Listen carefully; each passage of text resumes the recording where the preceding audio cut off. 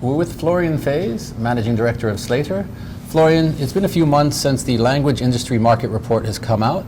How do you see those trends in the report shaping up for the rest of the year? Yeah, so we've identified a number of verticals that are set for growth. Generally, we kind of sliced and diced the industry by client vertical because we find that's very useful. There's all other kinds of ways you could slice it by service or by geography, but we felt for the initial report we're really going to focus on the individual kind of client end verticals like gaming, media, life sciences, public sector, etc. So from a growth perspective, I think this year again is it's very strong for media.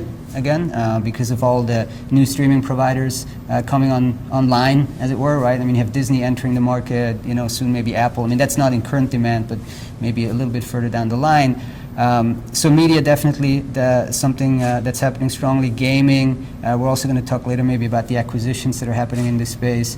And generally, from a market perspective, there's no slowdown. There's no major growth explosion this year either, probably also against some of the macroeconomic background. But it's a steady uptrend, probably high single digits when we do look at the scorecard at the end of the year. So far it's been a good year. Excellent. So slow and steady on the organic side. You mentioned M&A activity.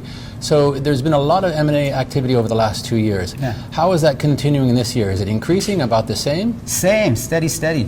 In fact, this summer we had a bit of a slowdown.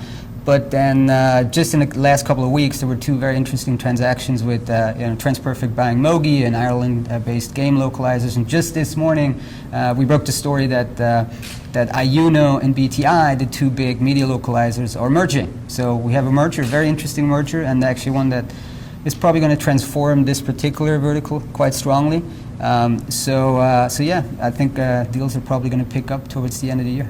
Okay, now beyond trade sales and institutional investors, where else are you seeing investment being made in the language services industry? Is it still in neural machine translation, or is it going beyond that now? Yeah, I mean, there has never been a strong kind of direct investment in neural, but generally on the kind of the startup side of the equation. So we're moving from a world where it was all about kind of Uberizing the market, cutting out the middlemen, these types of plays, towards now really more using the AI to kind of drive down unit costs and thereby either kind of undercut existing competitors on price, or also really open up new markets. So a lot of the funding that we're seeing this year and probably also going forward is really about like what we're going to talk about today, also the AI agency, right, where you're really leveraging these latest advances in AI to get more productive. So that's a big trend. Well, thank you very much. Thanks, Anna.